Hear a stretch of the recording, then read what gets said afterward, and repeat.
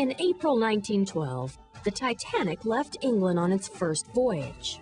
The ship was as long as 3 football fields and as tall as a 12-story building.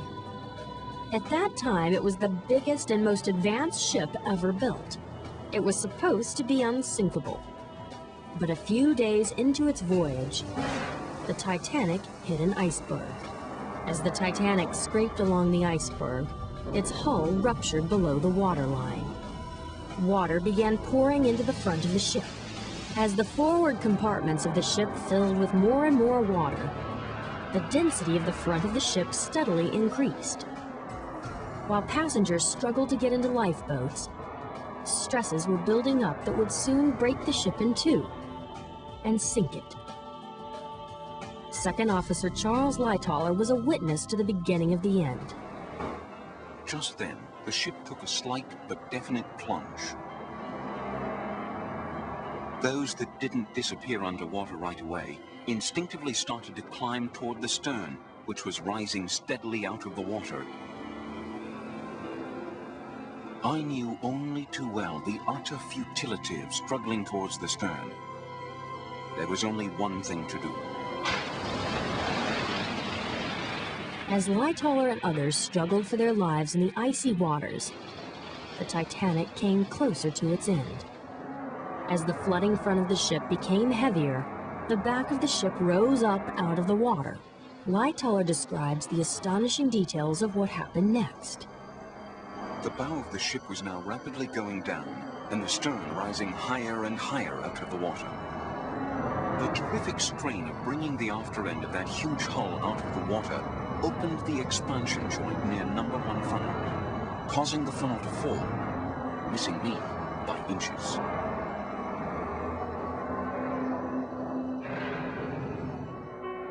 Two hours and 40 minutes after the Titanic first struck the iceberg, the unequal distribution of weight in the front and rear of the ship finally broke it in two.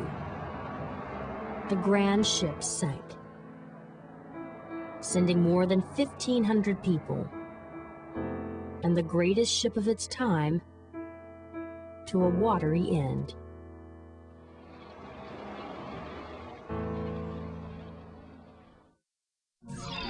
Why did the Titanic sink?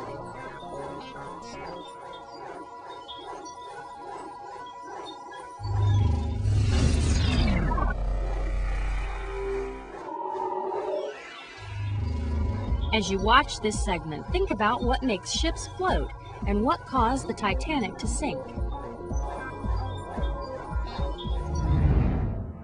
The Titanic was the pride of Belfast, Northern Ireland, where it was built. It was more than 50 meters tall and about 275 meters long.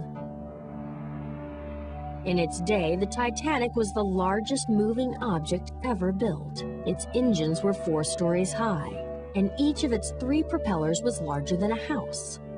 Its anchors alone weighed 28,000 kilograms, as much as 20 cars. Yet, despite its incredible weight and the fact that it was constructed of steel, which is far heavier than water, the Titanic floated on the surface of the ocean, just like any other ship. 2 forces are at work on objects in the water, the buoyant force and gravity. Buoyant force is the upward force exerted on an object by the liquid that the object is in. The buoyant force pushes upward, while gravity pulls downward. When an object floats in a fluid, the buoyant force and the force of gravity are equal. As a result of these balanced up and down forces, the object is stationary. It moves neither up nor down.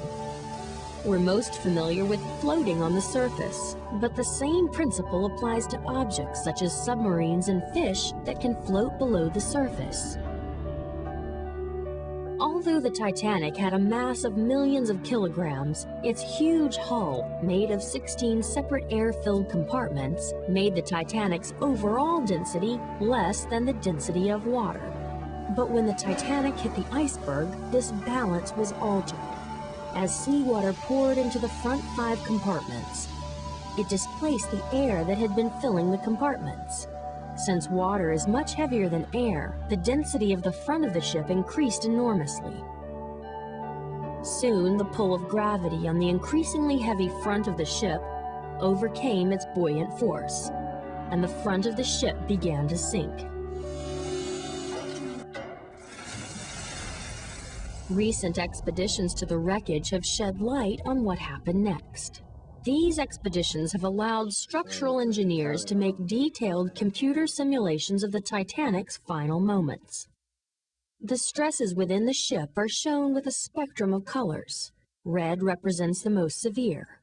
This first graphic shows the stresses on the Titanic in calm seas. I don't see very many stresses in that. But as the wounded ship fills with water, the stresses in the midsection increase dramatically. Wow, what is that?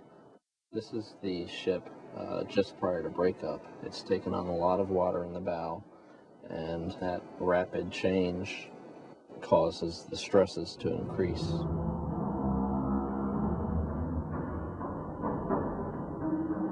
So basically our ship is bending. The forward end of the ship is flooded. The top part of the ship is pulling apart in tension. The bottom or the keel of the ship is compressing, and the steel plates in the keel are actually buckling. As the bow pulls down, the huge stern rises in the air, the equivalent of a 25-story building suddenly looming above the water. The stresses that we have in the deck are on the order of 35,000 pounds per square inch. And that's about 50% higher than what the Titanic was actually designed for. The tremendous weight difference between the front and rear of the ship produced stresses that finally overcame the ship's steel structure. The computer model helped support eyewitness testimony that the Titanic broke in two. I heard explosions, a sort of rumbling sound. I imagined the decks had blown up with the pressure pulling the boat down.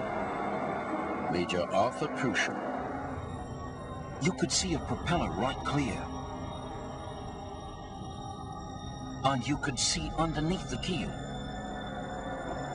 You could see part of the keel. Joseph Scarrett. And her lights went dim as she broke clean in two. Steward, Frederick Crowe. One of the greatest ships ever built was destroyed in a matter of hours, broken in two by the incredible physical forces that had built up inside it. Today, the remains of the Titanic rest on the ocean floor. But by understanding what caused the ship to sink, we can learn new ways to build better and safer ships. Which forces have to be in balance in order for an object to float?